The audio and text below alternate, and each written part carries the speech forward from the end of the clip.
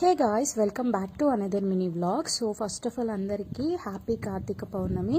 ఈ కార్తీక పౌర్ణమిలో మనం ఎన్ని దీపాలు వెలిగిస్తే మనకు అంత మంచి జరుగుతుందంట. అండ్ ఈరోజు ఫాస్టింగ్ ఉంటే కూడా మనం చేసిన ఏవైనా మిస్టేక్స్కి శివయ్య కొంచెం దాన్ని కన్సిడర్ చేసి మంచిగా చూస్తారనమాట.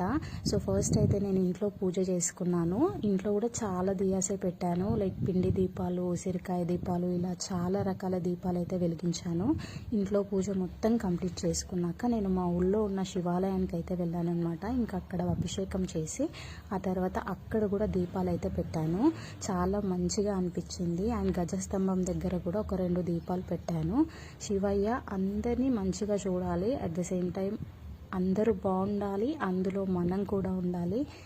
అందరి బ్లెస్సింగ్స్ మన మీద ఉండాలని కోరుకుంటున్నాను.